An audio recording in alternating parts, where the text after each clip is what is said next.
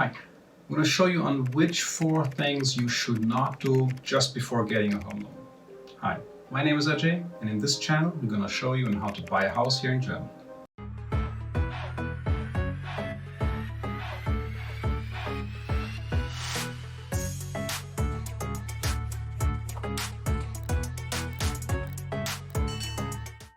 First thing which you shouldn't do is stacking up personal loans just before getting a home loan. The reason is twofold. First, decreases your credit score. The more personal loans you have, the more the credit scoring system will believe that you're in desperate need of money, can't deal with money well enough, hence your credit score will decrease. That is the first part. And the lower your score is, the more banks will say, well, we're not sure whether we want to lend him that kind of money. Hence, more and more banks will say no. Second reason is why you shouldn't be stacking up your personal loans is the EMI are financial obligations for you, which are ongoing on a monthly basis, which for a home loan bank means, well, he does not or she does not have the money perhaps to pay the EMI. Now, the more personal loans you have, the more EMI you have, the lower your eligibility is for a home loan. So if you're looking at a house worth of, 500,000 euros, and you just took a personal loan that might just breach your EMI, that might just breach the bank's financial guidelines, and they say, well, we only can give him a loan for a house of, 400,000 euros. So you just might not get the dream house you are hoping for, you are looking to buy because of that one personal loan, which adds up to your EMI for personal loans, which will decrease your eligibility. Second thing you should not do is not pay your invoices. So to rephrase it, please pay your invoices. If you don't pay your invoices and after first or second friendly reminder, the company may give and push the data, your data, to Schufa, the credit scoring system, again, to say there's a negative remark, you didn't pay us what was due. That might be a telephone company, that might be your EMI for a personal loan or finance, whatever. Once that data is pushed to Schufa and the credit scoring system and you've got a negative remark, it's going to be difficult for you getting a home loan. The reason, again, is the home loan bank might say, well, if you can't deal with 40, 50, 60 euros, how can we ensure that he's going to pay us the money back? That's very important. Now, very commonly, and I've got a few clients who had this problem already. They said, well, back in the day, I was a student, I was not listening to radio, so I didn't want to pay the radio fee here in Germany, the GEZ. Well, that was a wrong assumption. It's law that you need to pay the radio fee. There are exceptions and there are exemptions here, so please check on those. As a student, you might not be needing to pay, but just not paying is not an option, because GEZ does push this data to credit scoring system. You will have a negative remark, and it's tough getting a home loan because of that. So please pay your invoices, even GEZ, even though you might not be wanting or are not listening to radio. Third thing which you should not do is getting your debit returns. What does that mean? So if you have an auto deduct running, for example, for your postpaid service at the telephone company, they will deduct 40 euros, 50 euros a month from your account.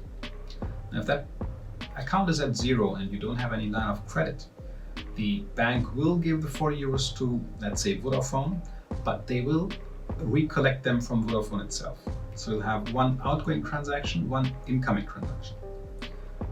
Now, once the home loan bank checks all your documents, which will include your bank statement, and they see that in the bank statement they have an ingoing and outgoing, and the second one, same amount, yellow flag, and then it says Rücklastschrift, direct debit return, then that's a red flag. And they'll say, well, how can he maintain our EMI on a monthly basis? How can he pay us on a monthly basis if he's not able to send across 40 euros, 50 euros to a telephone company? That's one check which the bank does, having a look at your bank statements. The second one is, while we are at it, what kind of regular expenses do you have? Do you have any insurances running which you forgot to mention in your self-declaration? Do you have any other regular expenses, irregular expenses, and they'll also check on what kind of amounts are coming in. Is there a regular, let's say 2,000 euros from an unknown source, and they will ask questions on that. They need to ask questions based on the Money Laundering Act, so don't act surprised. We can mitigate that by telling the bank upfront. A good home loan consultant will ask you upfront on what are those payments, what are those incoming amounts, who are they from, is that perhaps a loan which you're getting back, etc., etc. Right? So a good home loan consultant will walk you through and say, well, I've seen these two things, this expense and this incoming money, what's this about? So he can explain that to your bank or to the bank you're applying for. The fourth thing which you should not do before getting a home loan is changing your job. This will be a yellowish, greenish flag for banks. Why do I say this so weirdly? Some banks are totally fine with you changing your job if you can show an increase in salary. A couple of banks, not all of them. Most banks, though, say, well, the person is going to be in probationary period. What if he or she loses his or her job?